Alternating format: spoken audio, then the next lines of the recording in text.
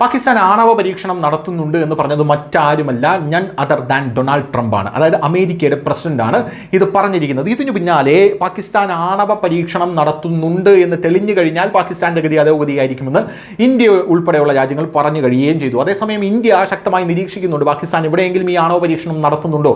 അങ്ങനെയാണെങ്കിൽ അത് ചോർത്തി ലോകരാജ്യങ്ങൾക്ക് മുന്നിൽ എത്തിച്ചു കഴിഞ്ഞാൽ പാകിസ്ഥാന്റെ സകല ഓഫീസും പൊട്ടിപ്പോകുമെന്നുള്ള കാര്യത്തിൽ തർക്കമില്ല. പാകിസ്ഥാന് വലിയ ആണവ ഉപരോധങ്ങൾ വരും. പാകിസ്ഥാൻ IMF ഫണ്ട് കൊടുക്കില്ല. പിന്നെ ലോകബാങ്ക് എല്ലാം തന്നെ പാകിസ്ഥാനെ സമ്പൂർണ്ണമായി തഴയുന്ന കാഴ്ച നമുക്ക് കാണാൻ സാധിക്കും. പാകിസ്ഥാൻ തകർന്ന് തരിപ്പണമാകും. ഈ ഒരു സാഹചര്യത്തിൽ ഇപ്പോൾ നമുക്ക് ലഭിക്കുന്ന വിവരം, സിന്ധ് പർവ്വത നിരകളിൽ പാകിസ്ഥാൻ ഒരു തുരങ്കം പണിയുന്നു. ഇത് ഒരു ആണവ തുരങ്കമാണ് എന്നുള്ള റിപ്പോർട്ടുകളാണ് ഇപ്പോൾ ലഭിക്കുന്നത്. US പ്രസിഡന്റ് ഡൊണാൾഡ് ട്രംപ് വെളിപ്പെടുത്തൽ നടത്തിയ ശേഷം ആണവ പരീക്ഷണവുമായി ബന്ധപ്പെട്ട ഒരു ഗുരുതരമായിട്ടുള്ള രഹസ്യമാണ് ഇപ്പോൾ പുറത്തു വന്നിരിക്കുന്നത്. പാകിസ്ഥാൻ രഹസ്യമായ ആണവ പരീക്ഷണങ്ങൾ നടത്തുന്നുണ്ടെന്ന് അദ്ദേഹം അവകാശപ്പെടുന്നു.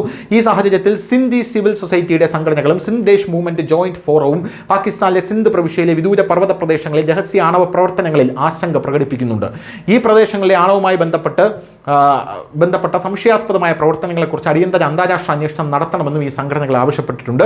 ഐക്യരാഷ്ട്രസഭയുടെ secretary general international atomic energy agency IAEA, നിരായുധീകരണത്തിനായിട്ടുള്ള UN ഓഫീസ്, മനുഷ്യാവകാശങ്ങൾക്കായിട്ടുള്ള UN ഹൈക്കമ്മീഷണർ OHCHR എന്നിവർക്ക് അയച്ച ഔപചാരിക കത്തിൽ ജാംഷോറോയുടെ വടക്ക് ഭാഗത്തുള്ള നോറിയാബാദിനടുത്തുള്ള ക്വാംഷർ ബഹദാദ്കോട്ട് ജില്ലയ്ക്കും മഞ്ചാർ തടാകത്തിന്റെ പടിഞ്ഞാറൻ ഭാഗത്തിന് ചുറ്റും നിരവധി ഭൂഗർഭ തുരങ്കങ്ങളും ചേംബർ സംവിധാനങ്ങളും നിർമ്മിക്കുന്നുണ്ടെന്ന് ഈ ഗ്രൂപ്പുകൾ ആരോപിക്കുന്നുണ്ട്.